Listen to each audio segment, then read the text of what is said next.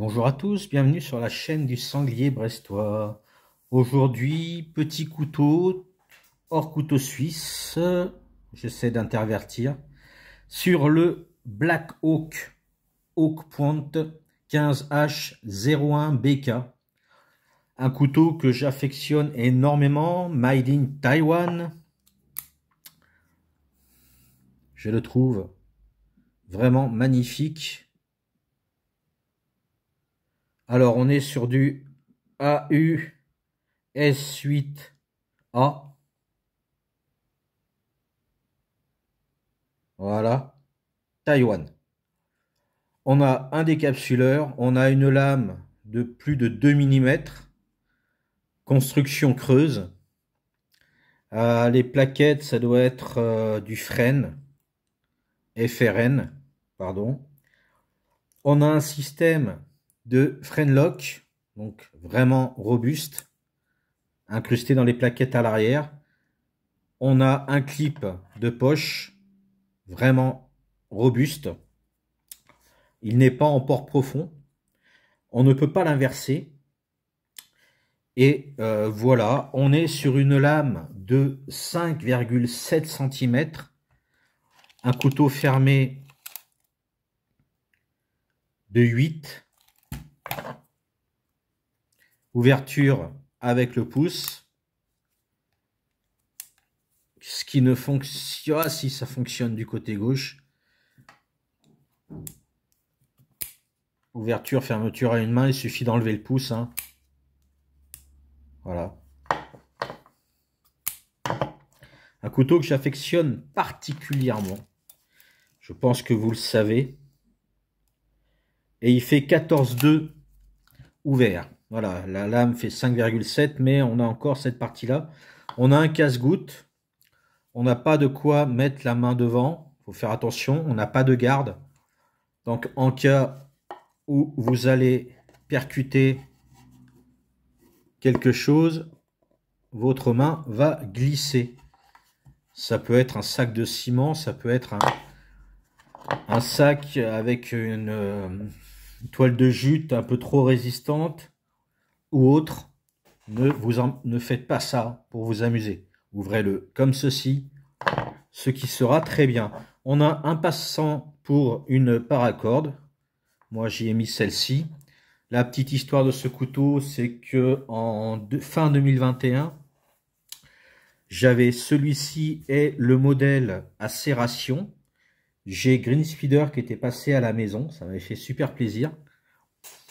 Et je lui avais demandé de choisir entre la main droite et la main gauche. Il avait choisi la main droite ou la main gauche, je ne me rappelle plus. Et en fait, je lui avais offert celui sans serration. Et j'avais envoyé à Des Lames dans l'âme le modèle à serration. Quelle a été ma surprise, quelques temps plus tard, de recevoir un colis avec le Black Hawk dedans. Je l'avais recherché suite au fait que je les avais offerts sur la toile et impossible. J'ai découvert ce couteau grâce à notre ami Chris R. Jones, qui l'avait eu suite à un échange avec un ami. En 2016, j'ai craqué dessus. J'avais été voir sur Amazon. Là, on le trouve autour, j'ai réussi à trouver autour de 53,23 €. On peut le trouver un peu plus bas. Et moi, je l'avais payé 15 € sur Amazon à l'époque. Sûrement une fin de stock. Donc les deux. Et je l'avais acheté 2 fois celui-là. Parce que je l'avais perdu, je l'avais racheté. Je l'avais trouvé au même prix sur Amazon. Et puis après, plus rien. Donc quelle a été ma surprise de recevoir en état neuf dans son packaging ce couteau.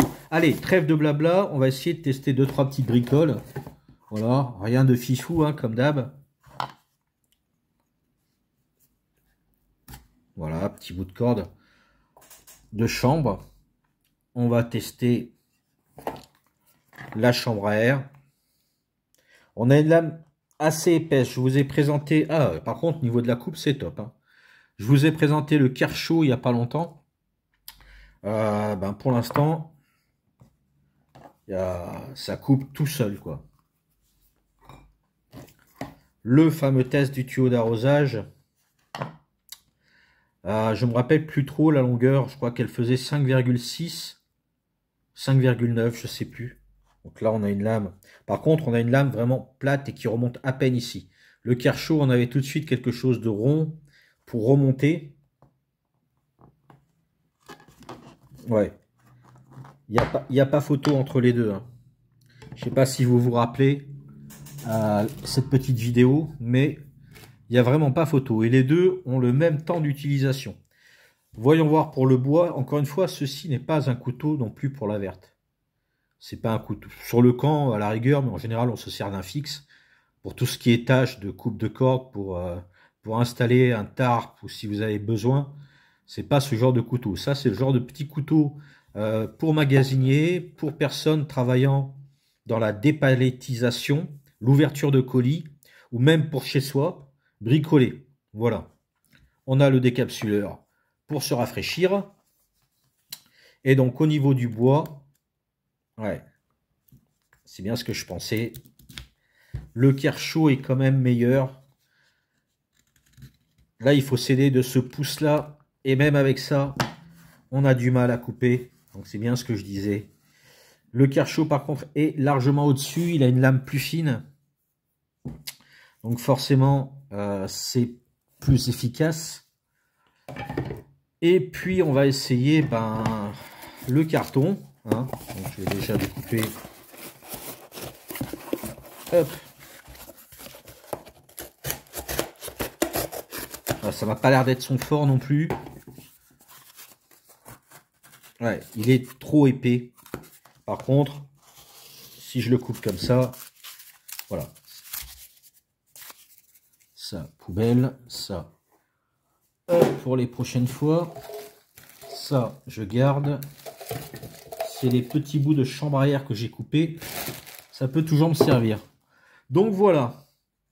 Il est efficace sur des matières un peu plus dures, un peu plus, même si c'est souple, que sur des matières, quoique le bois est vraiment très dur, mais il n'a pas de fort pouvoir de pénétration dû au fait qu'on a une lame qui s'évase très peu, et du coup, c'est pas des couteaux faits pour le taillage de bois. On peut s'en servir pour gratter de l'écorce de bouleau, mais on aura un autre couteau pour ça. Ah, tiens, si, le test de la ceinture. Alors, on va déjà essayer à la verticale. Ça coupe très très bien. Je ne ferai pas d'autres tests, ça sert à rien. Ça coupe très bien, c'est bien ce que je disais avec des matériaux autres. Et même le carton est trop souple par rapport à la lame. Voilà, le petit bébé. Encore une fois, merci. Merci à toi. Grâce à toi, en 2021, j'ai pu le retrouver au début 2022. C'est un couteau qui me tient à cœur. Pourquoi? Parce que j'adore la forme. J'adore ce design simple, épuré. Voilà. Sur ce, je vous dis bisous, Kenavo, prenez soin de vous et n'oubliez pas, je vous aime putain.